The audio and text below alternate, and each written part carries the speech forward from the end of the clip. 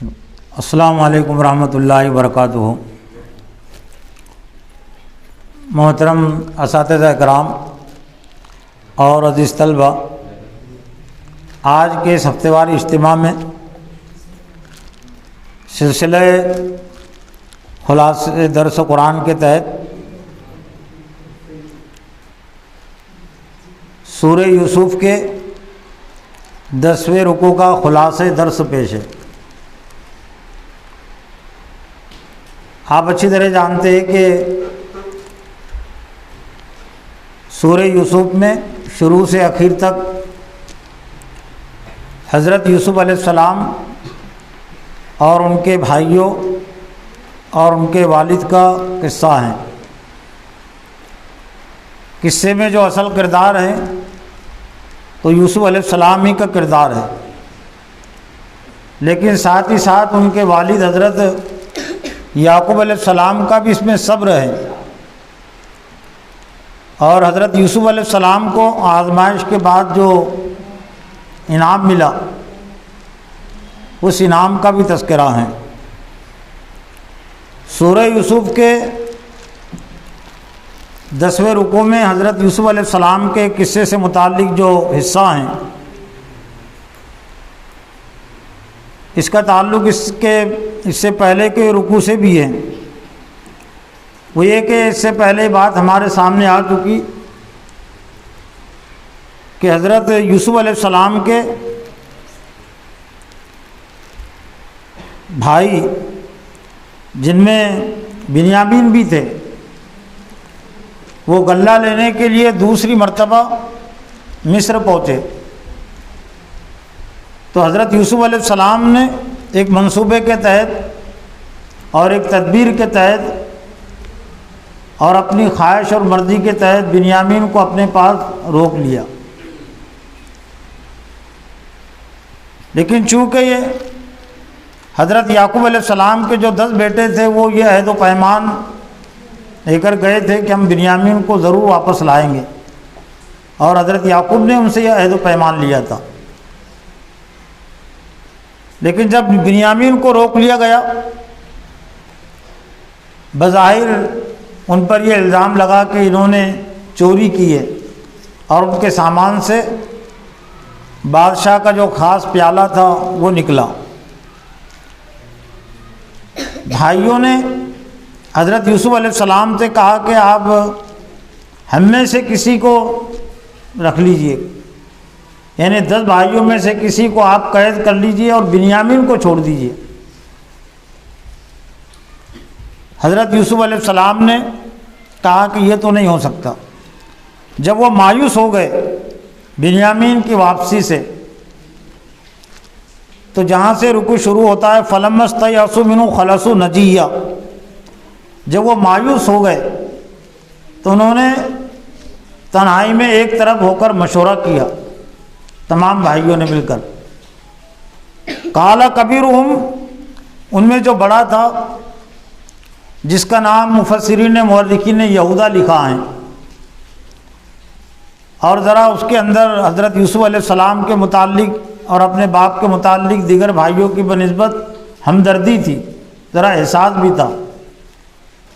تو اس نے کہا کہ کیا تمہیں معلوم نہیں کہ ان اباکم قد اخذ علیکم موثقا من اللہ ومن قبل ما فرطتم فی یوسف فلن ابرح الارض حتی یأذن لی ابی او یحکم اللہ لی وہو خیر الحاکمین۔ اپنے بھائیوں کے سامنے بڑے بھائی نے کہا کہ کیا تمہیں معلوم نہیں کہ تمہارے ابا نے، باپ نے تم سے اللہ کو حاضر و ناظر جان کر، اللہ کو سامنے رکھ کر کس چیز کا عہد و پیمان لیا تھا؟ وہ عہد و پیمان یہی تھا کہ تم ضرور بنیامین کو واپس لاؤ گے، اس کے ساتھ تم کوئی سازش نہیں کرو گے، اور تمہیں معلوم ہے، اور اس سے وہ وَمِن قَبْلُ مَا فَرَّطْتُمْ فِي يُوسُفَ، اور اس سے پہلے تم یوسف علیہ السلام کے متعلق کیا سازش کر چکے ہو، یعنی یاد دلایا بڑے بھائی نے کہ یوسف علیہ السلام کو تم نے اپنے باپ سے لیا اور اس کو کنویں میں ڈال دیا، تو تمہیں معلوم ہے کہ تم یوسف علیہ السلام کے ساتھ اس سے پہلے کیا سازش کر چکے ہو۔ تو پھر بڑے بھائی نے کہا کہ میں تو اس زمین سے نہیں ٹلوں گا، یعنی مصر کو چھوڑ کر میں نہیں جا سکتا، حتیٰ یأذن لی ابی، یہاں تک کہ میرے والد مجھ کو اجازت دے، میرے والد مجھ کو کہے کہ تم بھی آ جاؤ۔ یعنی گویا کہ ایسی حالت میں، ایسی صورت میں میں اپنے والد کو منہ نہیں دکھا سکتا، میں اپنے اندر ہمت نہیں پا سکتا اسی حالت میں کہ والد سے ملاقات کر سکوں، اس لیے کہ میں بڑا ہوں تو بڑے کی جواب داری بھی کچھ زیادہ بڑی ہوتی ہے۔ او یحکم اللہ، یا اللہ کوئی فیصلہ کرے میرے لیے اور وہ بہتر فیصلہ کرنے والا ہے۔ ارجعوا الی ابیکم، بڑے بھائی نے اپنے بھائیوں سے کہا، گویا کہ 9 بھائیوں سے اس نے کہا کہ تم لوٹ جاؤ اپنے والد کی طرف، یعنی اپنے وطن، اپنے گھر والد کے پاس چلے جاؤ۔ فقولوا یا ابانا، اور ان سے کہو کہ اے ہمارے ابا، ان ابنک سرق، بے شک تمہارے بیٹے نے چوری کی ہے۔ اس لیے کہ ان کو اتنا ہی معلوم تھا ابھی تک کیا تدبیر ہوئی، اندر کے راز کی بات یہ بڑے بھائی کو بھی معلوم نہیں تھی، یہ صرف یوسف علیہ السلام کو یہ بات معلوم تھی اور بنیامین کو یہ بات معلوم تھی۔ تو تمہارے بیٹے نے چوری کی، وما شہدنا الا بما علمنا، اور ہم نہیں جانتے، نہیں گواہی دیتے مگر جو کچھ ہمیں علم ہے، ہم اسی چیز کی گواہی دے رہے ہیں جس کا ہمیں علم ہے۔ وما كنا للغیب حافظین، اور ہم غیب کے جاننے والے نہیں ہیں، غیب کی حفاظت کرنے والے، غیب کے ہم جاننے والے نہیں۔ اس کے اندر کیا ماجرا تھا، کیا حقیقت تھی، اس کا ہمیں علم نہیں، بس اتنا ہم کو معلوم ہے کہ بادشاہ کا ایک پیالہ جس کے متعلق یہ بات ہوئی کہ یہ چوری ہو گیا اور وہ بنیامین کے سامان میں نکلا، اس کے علاوہ ہمیں کوئی علم نہیں۔ وَاسْأَلِ الْقَرْيَةَ الَّتِي كُنَّا فِيهَا، اور بھائیوں سے بڑے بھائی نے یعنی یہودا نے یہ بھی کہہ دیا کہ آپ والد سے کہنا کہ اس بستی والوں سے آپ پوچھئے جس میں واقعہ پیش آیا، یعنی اگر آپ کو یقین نہیں آتا تو آپ خود مصر میں جا کر یا کسی کے ذریعے سے آپ تحقیق کرے۔ یعنی گویا کہ بڑا بھائی یہ صفائی پیش کرنا چاہ رہا تھا کہ جس طرح سے یوسف علیہ السلام کے ساتھ اس سے کچھ معاملہ پہلے ہوا، تو ایسا کوئی معاملہ نہیں ہم نے کیا، کوئی ہم نے سازش نہیں کی اور کوئی ہم نے انہیں تکلیف نہیں پہنچائی۔ تو اس بستی والوں، اس بستی سے متعلق جس میں واقعہ پیش آیا، وہ وَالْعِيرَ الَّتِي أَقْبَلْنَا فِيهَا وَإِنَّا لَصَادِقُونَ، اور اس قافلے والوں سے بھی پوچھئے جو ہمارے ساتھ تھے۔ یعنی گویا کہ مطلب جب یہ قافلہ مصر سے روانہ ہوا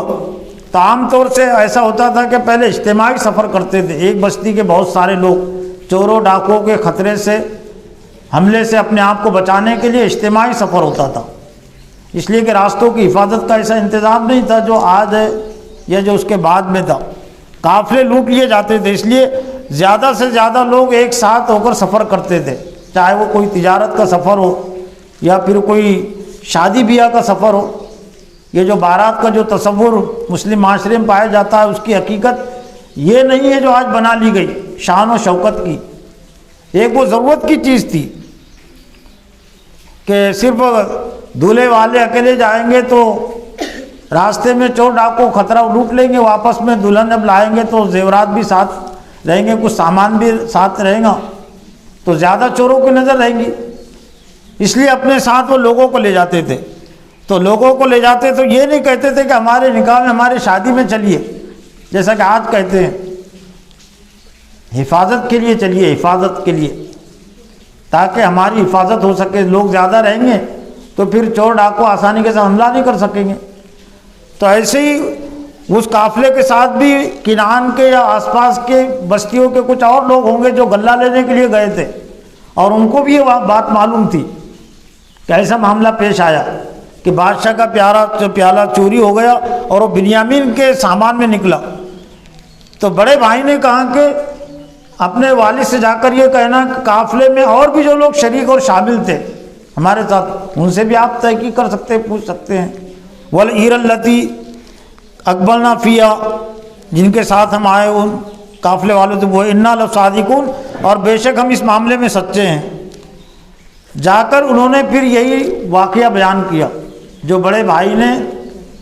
کہا تھا کہ اپنے والد سے جا کر اس طرح کا واقعہ بیان کر دینا۔ حضرت یعقوب علیہ السلام نے یہ سنا، اور سننے کے بعد حضرت یعقوب علیہ السلام نے جو کلمات کہے وہ کلمات کا تذکرہ ہے، اور وہ کلمات وہی ہیں کہ جو انہوں نے حضرت یوسف علیہ السلام کہ اس خبر کے متعلق کہے تھے کہ جب بھائیوں نے آ کر یہ خبر دی تھی کہ بھیڑیے نے کھا لیا یوسف کو، تو اس موقع پر بھی حضرت یعقوب علیہ السلام نے کہا تھا قال بل سولت لکم انفسکم امرا فصبر جمیل، کہا کہ نہیں بلکہ تم نے اپنے طور سے ایک بات گھڑ لی ہے، ایک معاملہ تم نے گھڑ لیا ہے، فصبر جمیل، لیکن صبر ہی بہتر ہے۔ جیسا کہ صبر کے حوالے سے اس سے پہلے بات آئی کہ صبر میں دو مفہوم لازمی طور سے شامل ہے، ایک تو ہے ہمت اور جرأت کا، اور دوسرے جو تکلیف پہنچے اس کو برداشت کرنا۔ تب ہمت رکھنا یہی بہتر ہے میرے لیے، اور جو تکلیف پہنچی اس تکلیف کو برداشت کرنا ہی میرے لیے بہتر ہے۔ ظاہر بات ہے بہت تکلیف پہنچی ہوں گی کہ یوسف علیہ السلام کے گھر سے غائب ہونے کے بعد جو حضرت یعقوب علیہ السلام کے لیے جو تسلی کی جو چیز تھی، تسلی کا ذریعہ، وہ ایک طرح سے بنیامین، لیکن اب بنیامین بھی غائب ہو گئے، اور بنیامین کے متعلق بھی آ کر بھائیوں نے کہہ دیا۔ لیکن حضرت یعقوب علیہ السلام چونکہ اللہ کے نبی تھے تو مایوس نہیں تھے وہ اللہ کے ذات سے، اور ایسا لگتا ہے کہ وحی کے ذریعے سے یا خواب کے ذریعے سے ان کو یہ ضرور بتایا جا رہا تھا، دکھایا جا رہا تھا کہ یوسف علیہ السلام بھی ابھی زندہ ہیں دنیا میں، اور بنیامین بھی زندہ ہے۔ لیکن باہر زندہ ہونا اور اپنے سامنے ہونا یہ بالکل دو الگ الگ چیزیں ہیں نا۔ جو شخص جو بیٹا گھر پہ نہیں، گھر سے غائب ہے، باہر ہے، اس کا غم زیادہ ہوتا ہے۔ اگر ایک بیٹا انتقال کر جائے، یقین ہو جائے کہ میرے بیٹی کی موت ہو گئی، تو کچھ دنوں کے بعد غم ہلکا ہو جاتا ہے اور اطمینان آ جاتا ہے۔ لیکن اگر یہ یقین ہے کہ بیٹا مرا نہیں، انتقال نہیں ہوا، وہ دنیا میں موجود ہے،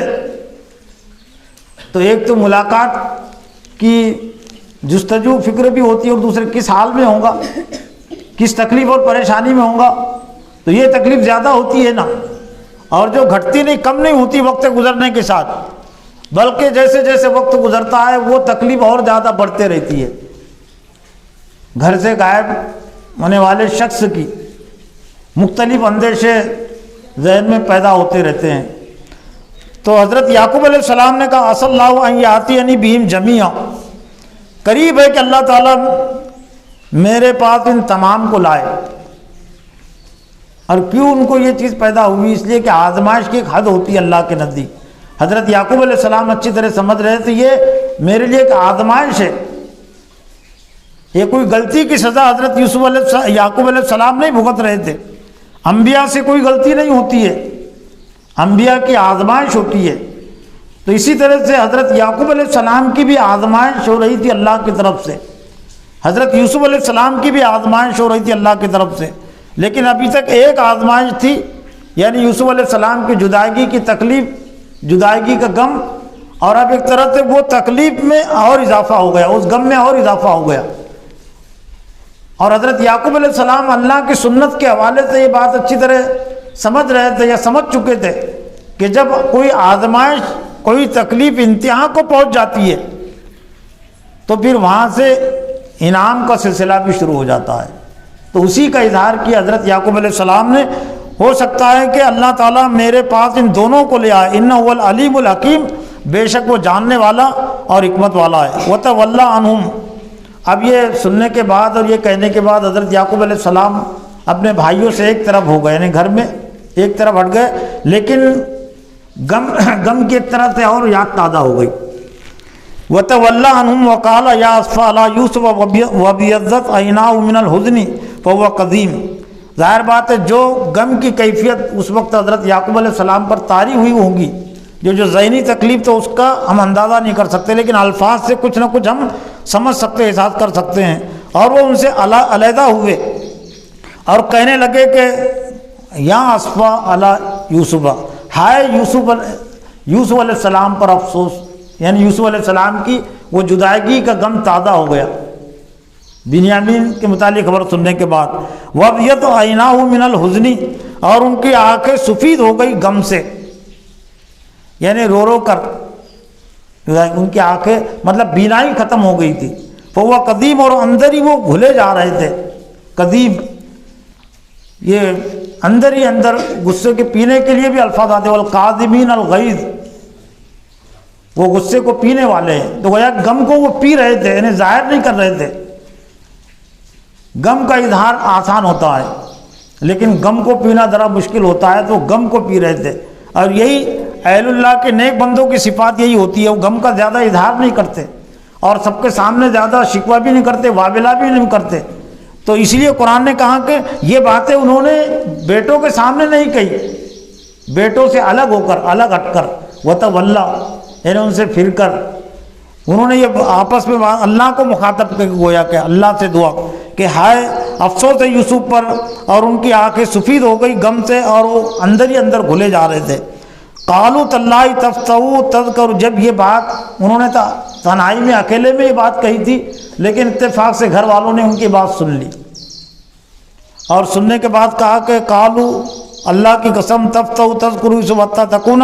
حرضا او تکون من الہالکین، یعقوب علیہ السلام کو کہنے لگے، بیٹے کہنے لگے یا گھر کے اور دوسرے افراد کہ آپ تو یوسف کو یاد ہی کرتے رہیں گے، یعنی گویا کہ ان کے کہنے کا مطلب تھا اب یوسف دنیا میں کہاں رہے، آپ یاد کر کے غم کر کے فائدہ کیا ہے، یعنی آپ کو غم بھلا دینا چاہیے، آپ تو یوسف علیہ السلام کو یاد کرتے رہیں گے یہاں تک کہ آپ ہلاک ہو جائے، ہر دن یا کوئی مصیبت اور پریشانی میں آپ پڑے یا آپ ہلاک ہونے والوں میں سے ہو جائے۔ تو یعقوب علیہ السلام نے ان سے کہا، بیٹوں نے ان سے بات کہی تھی یا گھر کے اور افراد نے، تو یعقوب علیہ السلام نے کہا کہ قال انما اشکو بثی وحزنی الی اللہ واعلم من اللہ ما لا تعلمون، کہ انما اشکو، میں تو شکایت کر رہا ہوں، شکوہ کر رہا ہوں میری تکلیف کا، بثی میری تکلیف کا اور میرے غم کا اللہ کی طرف، میں تمہارے سامنے تو کوئی واویلا نہیں کر رہا ہوں کہ تم نے ایسا کیا، تم نے ویسا کیا، میں تو اپنے اللہ سے یہ شکایت کر رہا ہوں اور میری تکلیف میں اللہ کے سامنے بیان کر رہا ہوں، ظاہر کر رہا ہوں۔ وَعَلَوْ مِنَ اللَّهِ مَا لَا تَعْلَمُونَ، اور میں وہ جانتا ہوں اللہ کی طرف سے جو تم نہیں جانتے۔ یعقوب علیہ السلام نے کہا تھا نا یوسف علیہ السلام کے متعلق کہ قریب ہے کہ اللہ ان کو میرے پاس لے آئے گا، تو یعقوب علیہ السلام نے کہا کہ میں وہ جانتا ہوں جو تم نہیں جانتے، گویا کہ اللہ کی طرف سے آپ کو یہ بتایا جا رہا تھا وحی کے ذریعے سے، یا پھر وحی کا ایک حصہ خواب بھی ہوتا ہے، یا خواب کے ذریعے سے کہ ضرور یوسف کو بھی ہم تم سے ملائیں گے اور بنیامین کو بھی تم سے ملائیں گے، لیکن بہرحال ظاہری تدبیریں بھی کچھ ہوتی ہے، تدبیریں بھی کرنی پڑتی ہے۔ یا بنی، یا پھر اس کے بعد یعقوب علیہ السلام نے کہا کہ یا بنی یذهبوا فتحسسوا من یوسف واخیہ ولا تیأسوا من روح اللہ انہ لا ییأس من روح اللہ الا القوم الکافرون، اے میرے بیٹو، یعنی اپنے، اب گویا کہ یہاں کتنے ان کے بیٹے تھے، ایک بڑا بیٹا تو رک گیا تھا اور بنیامین اور یوسف تو وہاں تھے مصر میں، یوسف علیہ السلام تو عزیز مصر کی حیثیت سے وہاں بادشاہ وہ بن گئے تھے، گویا کہ 9 بیٹے جو تھے یہاں، تو حضرت یعقوب علیہ السلام نے ان سے کہا کہ اے میرے بیٹو فتحسسوا من یوسف واخیہ، تلاش کرو، تحقیق کرو یوسف کی اور اس کے بھائی یعنی بنیامین کی، اور مایوس مت ہو، ولا تیأسوا من روح اللہ، اللہ کی رحمت سے مایوس مت ہو، بے شک اللہ کی رحمت سے مایوس نہیں ہوتے الا القوم الکافرون، مگر کافر قوم ہی، کافر قوم کے افراد ہی اللہ کی رحمت سے مایوس ہوتے ہیں، لیکن چونکہ ہم مسلمان ہیں تو تم کو اللہ کی رحمت سے مایوس نہیں ہونا چاہیے۔ اب یہاں سے واقعے کا بیچ کا حصہ چھوڑ کر جو اہم جو حصہ ہے پھر وہ یہاں سے بیان کیا گیا ہے۔ اہم حصہ یہ کہ حضرت یعقوب علیہ السلام نے بھی کہا کہ یوسف کو اور بنیامین کو تلاش کرو، اور پھر دوسری بات یہ ہوئی کہ جو غلہ وہ لے کر گئے تھے وہ غلہ بھی ختم ہو گیا، تب غلے کے لیے بھی جانا ہی تھا مصر، اور دوبارہ گویا کہ تیسری مرتبہ کا سفر درپیش تھا، لیکن کوئی وہ پونجی بھی ساتھ میں کوئی سکہ بھی نہیں تھا، قیمتی سکہ پہلی مرتبہ لے کر گئے تھے وہ سکہ تو یوسف علیہ السلام نے ان کے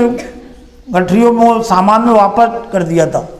دوسری مرتبہ لے کر گئے تو ظاہر بات تو قیمت انہوں نے دی، تب زیادہ قیمت بھی نہیں رہی، بلکہ بہت ایک پرانا سکہ، کچھ پرانے سکے جو بے قیمت، جو پہلے پیسے یہ نوٹوں کے کاغذوں کے نہیں تھے،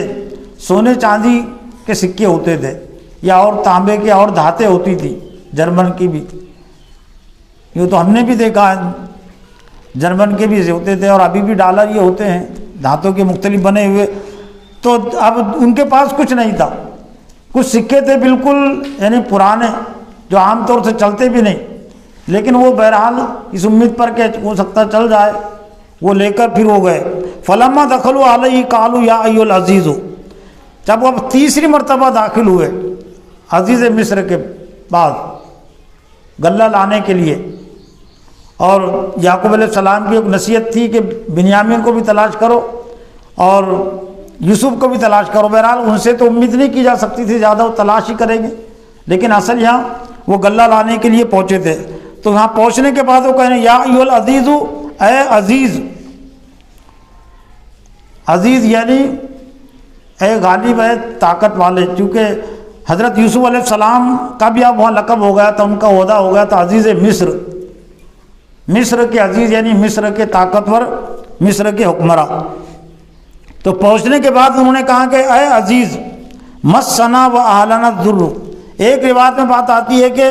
حضرت یعقوب علیہ السلام نے اپنے بیٹوں کے ساتھ ایک خط بھی لکھ کر دیا تھا عزیز مصر کے نام. وہ خط میں یہ بات تھی کہ ہم انبیاء کی اولاد ہیں، اور یعقوب علیہ السلام نے اپنی ایک طرح سے ذاتی تکلیف بھی کا تذکرہ کیا تھا کہ ہم انبیاء کی اولاد ہیں،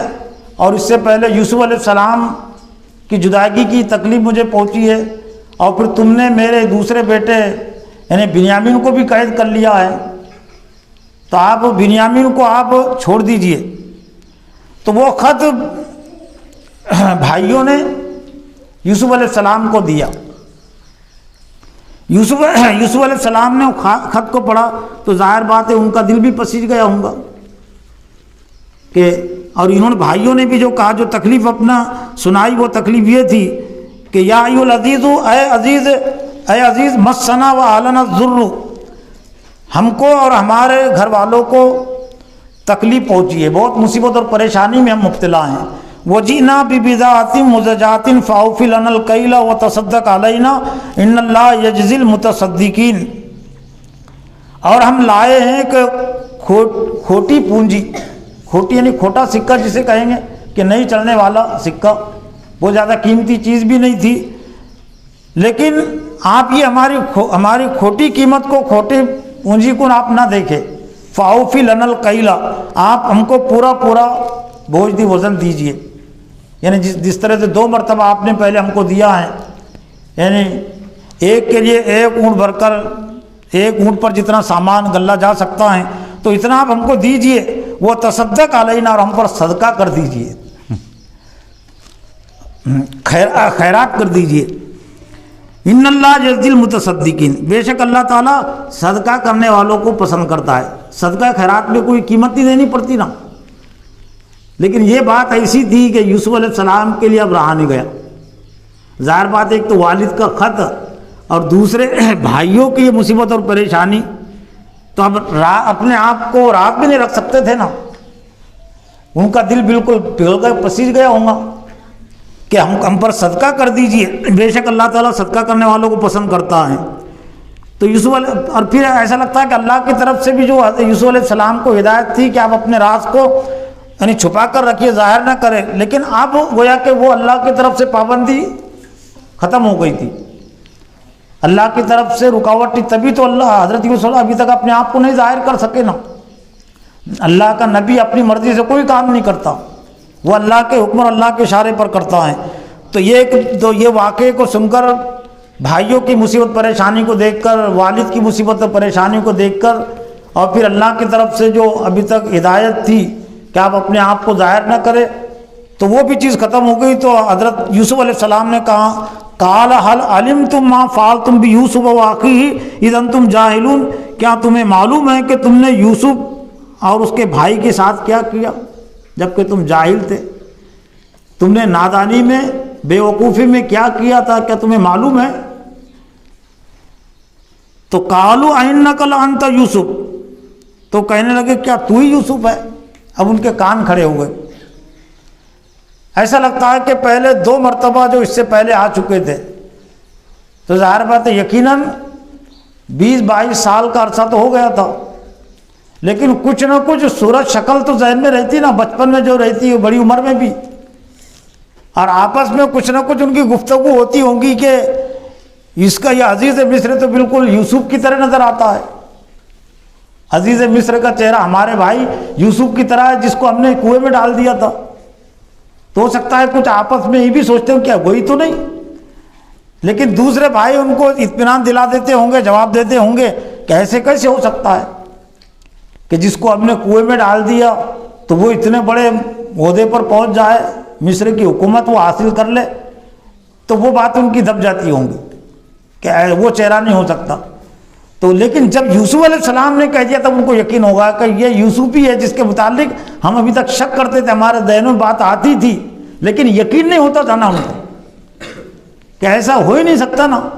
کہ ایک کنعان سے اتنے دور دراز کا ایک بے یار مددگار، جس کا کوئی مددگار نہیں، جس کا کوئی یہاں رشتہ دار نہیں، وہ اتنے بڑے عہدے پر، لیکن اللہ کے ساتھ، اللہ کے جس کے ساتھ تائید و نصرت، اس سے کوئی چیز بعید نہیں. لیکن جیسے یوسف علیہ السلام نے وہ واقعہ ان کو یاد دلایا، کیا تمہیں معلوم ہے کہ تم نے یوسف کے ساتھ اور اس کے بھائی کے ساتھ کیا معاملہ کیا؟ اس سے بات واضح ہوتی ہے کہ بنیامین کے ساتھ بھی ان کا معاملہ کچھ اچھا نہیں تھا، ان کے ساتھ بھی ان کی سازش ہی رہی ہے تکلیف دینے کی چیز، یا کم از کم یہ جب لے کر آئے تھے تو اس موقع پر انہوں نے کوئی منصوبہ بنایا تھا، تکلیف پہنچائی تھی اور پھر واپسی میں اور کوئی منصوبہ ان کا تھا. تو یوسف بنیامین نے کہہ دیا ہوا یوسف علیہ السلام کو. تو یوسف علیہ السلام نے کیا تمہیں معلوم ہے کہ تم نے یوسف کے ساتھ اور اس کے بھائی کے ساتھ کیا جہالت میں؟ تو کہنے لگا کیا تو ہی یوسف ہے؟ قال انا یوسف ھذا اخی. یوسف علیہ السلام نے کہا ہاں میں یوسف ہوں. اب ان کو یقین ہو گیا کہ میں یوسف ہوں، وہ ھذا اخی، اور یہ میرا بھائی ہے. وہیں نزدیکی تھا نا بنیامین جس کو انہوں نے روک لیا تھا، تو ان کے پہلو میں گویا کہ بیٹا ہو تو کہاں یہ میرا بھائی ہے. ابھی تک تو سمجھ رہے کہ بادشاہ نے غلام بنا لیا، غلام کی حیثیت سے یہاں خدمت کر رہا، اس کو گرفتار کر لیا گیا. قد من اللہ علینا، تحقیق کہ اللہ نے ہم پر احسان کیا. انہ من یتقی ویصبر فإن اللہ لا یضیع اجر المحسنین، بے شک جو تقوی کی روش اختیار کرتا ہے اور صبر کرتا ہے، بس بے شک اللہ تعالیٰ احسان کرنے والوں کا اجر ضائع نہیں کرتا. بھلائی کرنے والوں کا اجر اللہ ضائع نہیں کرتا، ان کا اجر ان کو مل کر رہتا ہے، دنیا میں بھی مل کر رہتا ہے. تو یوسف علیہ السلام نے بھی ایک طرح سے بھلائی کی تھی، احسان کیا تھا.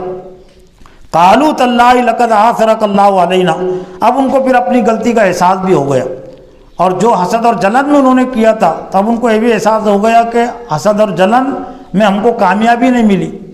حسد اور جلنے والوں کو اللہ تعالیٰ دنیا میں بھی ناکامی اور نامرادی دکھاتا ہے، اور جس سے متعلق وہ حسد کرتے ہیں تو اللہ تعالیٰ ان کی نظروں کے سامنے ان کو اور زیادہ اونچا اٹھاتا ہے تاکہ ان کی تکلیف اور زیادہ بڑھے. تو کہنے لگے کہ خدا کی قسم لقد آثرک اللہ علینا، تحقیق کہ اللہ تعالیٰ نے آثرک اللہ ترجیح دی ہے ہم پر، اے یوسف اللہ نے تجھ کو ہم پر ترجیح دی ہے. اب انہوں نے اعتراف کر لیا کہ ہم کمتر ہو گئے اور اللہ تعالیٰ نے تجھ کو ہم پر برتری عطا کی ہے، فضیلت عطا کی، مقام مرتبہ عطا کیا ہے. وَإِن كُنَّا لَخَاطِئِينَ، اور بے شک ہم ہی خطا کار تھے. انہوں نے اپنی غلطی کا اعتراف کر لیا کہ ہم ہی خطا کار تھے، ہم ہی گناہ گار تھے. قَالَ لَا تَثْرِيبَ عَلَيْكُمُ الْيَوْمَ، یوسف علیہ السلام نے کہا کہ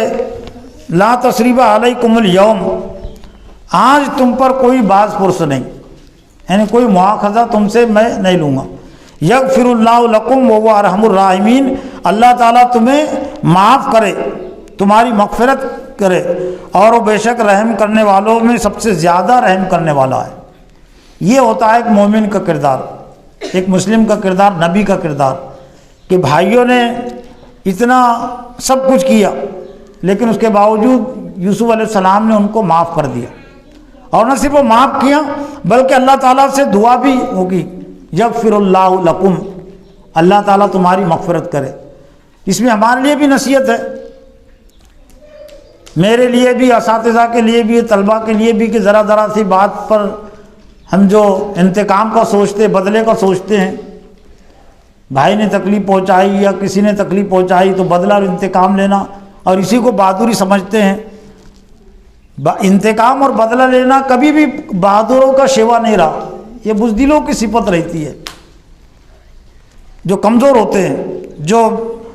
جری اور بہادر ہوتے ہیں، وہ اپنے ذات پر کیے ظلم کا بدلہ نہیں، وہ معاف کر دیتے ہیں۔ اذھبوا بقمیصی، پھر حضرت یوسف علیہ السلام نے ان سے کہا، اب گویا کہ اللہ کی طرف سے بات تھی، یہ تھی، اور وہ خواب کی تعبیر پوری ہونی تھی، جس کا تذکرہ اس کے بعد کے رکوع میں آئے گا، کہ جنہوں نے بچپن میں خواب دیکھا تھا کہ چاند ہے، سورج ہے اور 11 ستارے ہیں جو میرے لیے سجدہ کر رہے ہیں، یعنی گویا اس میں تو حضرت یوسف علیہ السلام کے مقام مرتبے کو سبھی تسلیم کر رہے ہیں، یہ اس میں اس کی تعبیر تھی۔ چاند اور سورج اونچائی پر ہی ہوتے نا، اور پھر ستارے، تو میرے اس قمیص کو انہوں نے، پھر بھائیوں نے یہ بھی کہہ دیا کہ آپ کے غم میں والد کی جو آنکھیں ہیں وہ رو کر آنکھیں، وہ بینائی ختم ہو، سفید ہو چکی ہے۔ تو حضرت یوسف علیہ السلام نے کہا کہ میرے اس قمیص کو لے جاؤ، ہذا فعلقوا علی وجہ ابی یاتی بصیرہ، اور اس کو اپنے میرے والد کے چہرے پر ڈال دو، یاتی بصیرہ، تو ان کی بینائی آ جائیں گے، یعنی گویا کو دیکھنے لگیں گے۔ واتونی باہلکم اجمعین، اور میرے پاس لے آؤ تمہارے تمام اہل و عیال کو، یعنی جو خاندان یعقوب علیہ السلام کا کنان میں بستا تھا، وہ یوسف علیہ السلام کے تمام رشتہ دار۔ تو حضرت یوسف علیہ السلام نے کہا کہ یہ قمیص لے جا کر میرے والد کے یعقوب علیہ السلام کے چہرے پر ڈال دو، ان کی بینائی آ جائیں گی، اور اس کے بعد پھر تمام کے تمام یہاں آ جاؤ مصر۔ چنانچہ پھر ایسے ہوا، جب یہاں سے قافلہ روانہ ہوا تو حضرت یعقوب علیہ السلام کو ایک طرح سے اس کی اطلاع وہاں ہو گئی، اور یوسف علیہ السلام کی ان کو خوشبو محسوس ہونے لگی، جس کا تذکرہ انہوں نے کیا اپنے بیٹوں کے سامنے۔ تب بھی انہوں نے اس بات کو، اپنے گھر کے لوگوں کے سامنے، تب بھی اس بات کو انہوں نے یعنی یوں کہا کہ یہ تو پرانی باتیں ہیں، ہمارا یعقوب علیہ السلام ایک طرح سے سٹیا گیا، اب ان کی کوئی سمجھ اور عقل باقی نہیں رہی، ان کا ذہنی توازن صحیح نہیں رہا۔ لیکن حضرت یعقوب علیہ السلام نے کہا کہ میں وہ جانتا ہوں، تم اگر مجھ کو یہ نہ کہو کہ میں سٹیا گیا ہوں، تو میں کہتا ہوں کہ انی لاجد ریح یوسف۔ ادھر قافلہ روانہ ہوا قمیص لے کر، اور وہاں سے 250-300 کلومیٹر کے فاصلے پر تھا مصر، لیکن اللہ کی طرف سے سب یہ انتظام تھا، تو ان کو خوشبو آنے لگی یوسف علیہ السلام کی۔ پھر اس کے بعد کا جو حصہ ہے، آخری حصہ بالکل، یہ 11ویں رکوع میں ہے، اور 12ویں رکوع میں تو عمومی ہدایتیں ہیں، اس میں حضرت یوسف علیہ السلام کے واقعے سے متعلق کوئی الگ سے ہدایت نہیں ہے، بلکہ اس واقعے کی روشنی میں، اس قصے کی روشنی میں تمام امت مسلمہ کے لیے اس میں کچھ نصیحتیں، ہدایتیں ہیں۔ 12ویں رکوع میں، 11ویں رکوع میں واقعے کا آخری حصہ ہیں، قصے کا آخری حصہ انشاءاللہ آئندہ کے ہفتے واری اجتماع میں وہ خلاصے درس قرآن کے تحت ہمارے سامنے آئے گا۔ اللہ سے دعا ہے کہ اللہ تعالیٰ مجھے بھی اور آپ کو بھی حضرت یوسف علیہ السلام کے اس واقعے اور قصے سے نصیحت حاصل کرنے کی توفیق عطا فرمائے۔ ربنا تقبل منا انک انت السمیع العلیم وتب علینا انک انت التواب الرحیم برحمتک یا